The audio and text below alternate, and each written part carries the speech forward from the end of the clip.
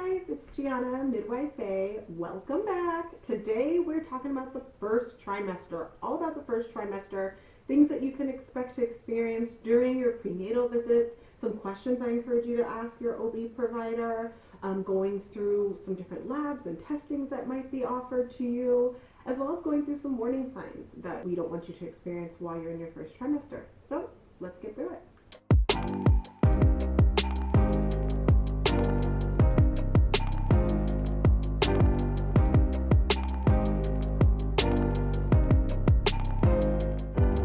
Always, I want to encourage you, please like this video, subscribe to the channel. It really helps me know which videos you guys like and what other content you want. So please go ahead and like and subscribe if you haven't already. So we've gone through the preconception visit, the oh my gosh, I have a positive pregnancy test. So from the time of positive pregnancy test to your first visit, right? And now I'm going to talk kind of all about the first trimester, which encompasses from your pregnancy test, positive pregnancy test, through 11 weeks, 6 days. That's considered the first trimester of pregnancy. So we're going to talk about what you can expect from your care during that time. I have a video on different OB providers. I'll have it linked down below. So you can be seeing an OB for this, a midwife for this, a primary care doctor. There's a variety of providers that you can be seeing for care during this first trimester of pregnancy. So whoever you've established care with, likely what you're doing is you're being seen on a basis of about every 4 to 6 weeks having an appointment. In my last video, I mentioned that the first visit is something called the pregnancy confirmation appointment. And at that appointment is when you pee on a stick in the doctor's office, honestly. That's truly mostly what it consists of. As well as maybe like a little interview with one of the nurses or someone on staff in the practice to go over things that are safe to eat and drink and stuff like that while pregnant. Maybe ask some questions about your medical history to kind of make sure that you don't need to be seen by a provider sooner.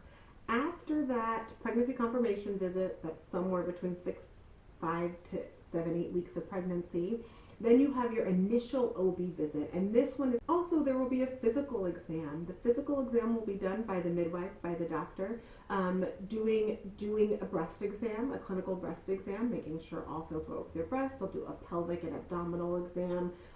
It might include a bimanual exam where they kind of feel with 2 fingers in your vagina and a hand outside. I'll have a picture to see what a bimanual exam looks like. They're kind of feeling the size of your uterus, making sure that everything feels the size that we expect it to be according to your last menstrual period date.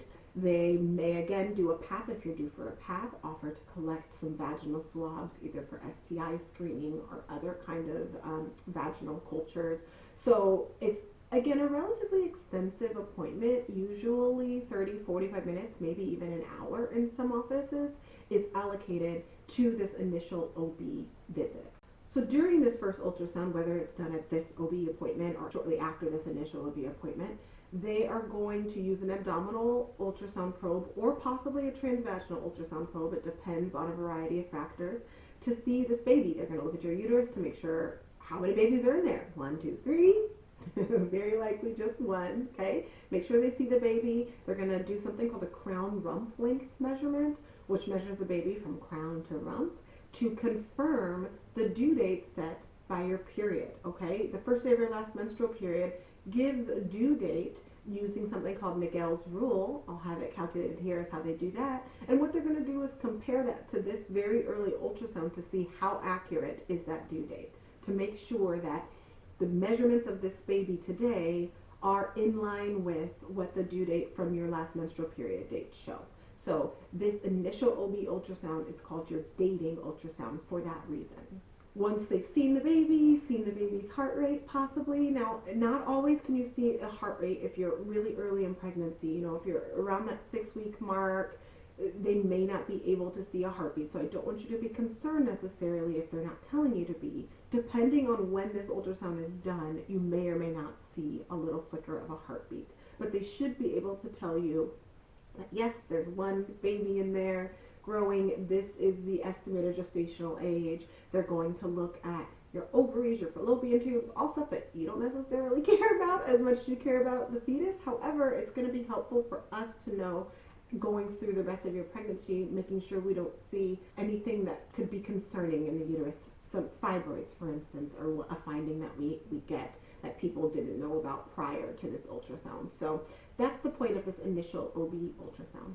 So now you've had initial OB appointment, you've had your initial dating ultrasound, you're moving along swimmingly. The next thing you can expect for your next appointment, again, your appointment scheduled during this first trimester is every 4 to 6 weeks.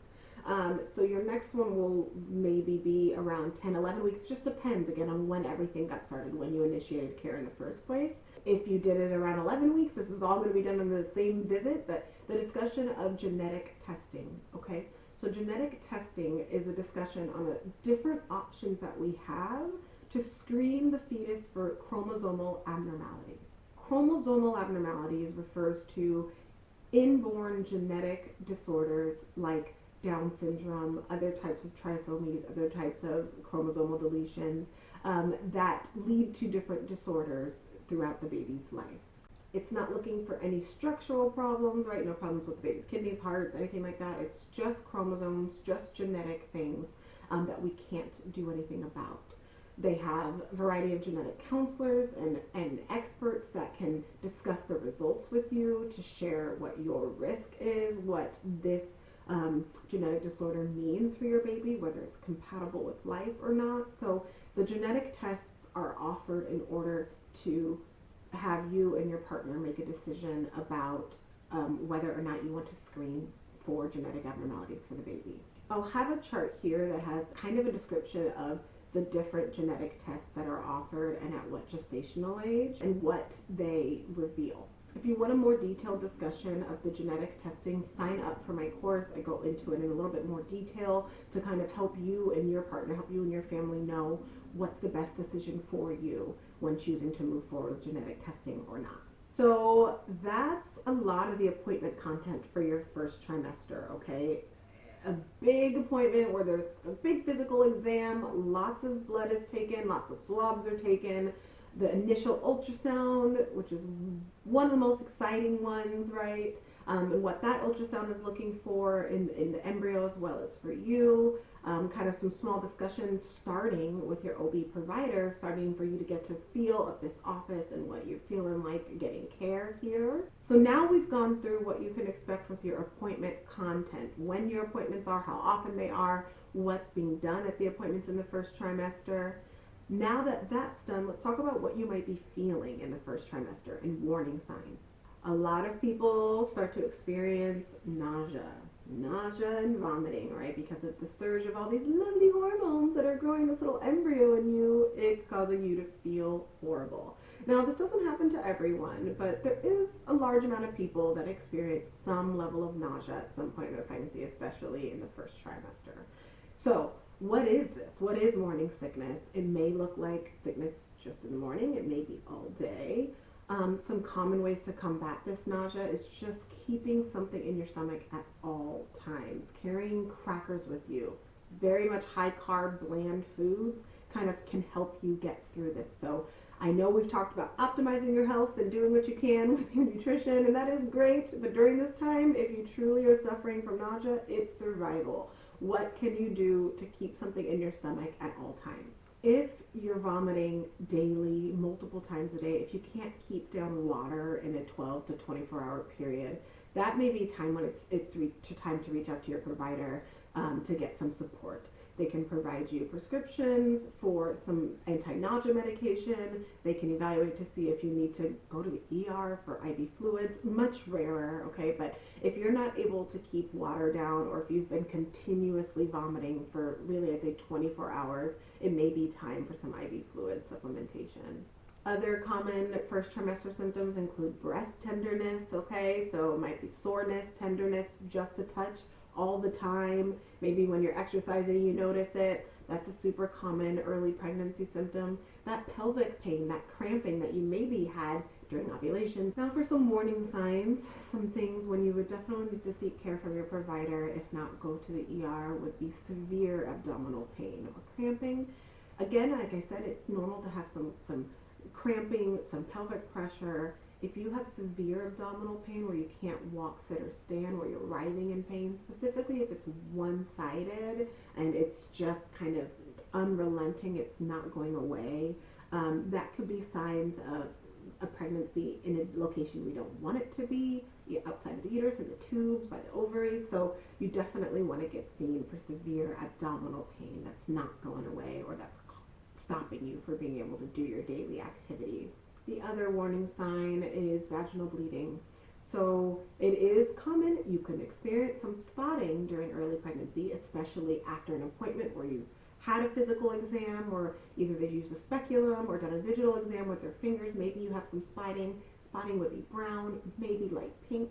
But if you have any bleeding that's red, anything that looks like a period, where you're having to change a pad, put a pad on really to catch it and change that pad, that even without pain or discomfort, bright red bleeding, especially in early pregnancy, I never want you to consider that normal. So I definitely recommend you reach out to your provider if you're experiencing that. So the first trimester, that time right before 12 weeks of pregnancy, is when you're just starting to think about this baby, starting to think about this pregnancy thing, starting to think about what it's going to be like to get care from this doctor, this midwife, this practice, and moving forward. So here's a list of questions to kind of give you a preview of questions that I recommend you ask during this time as you're moving forward in this early phase of your pregnancy. All right, that was all about the first trimester of pregnancy. I hope you found it helpful. Please share this with someone else if you did. I am really excited to offer this series to you, and more importantly, I'm really excited to offer the course for you guys coming in March of 2023. We'll go through every trimester, we'll go through postpartum period, we'll go through what it's like to advocate for yourself in the hospital system and today while you're having a baby. I just really am excited to offer this for you guys. All right, I'll see you next time. Bye-bye.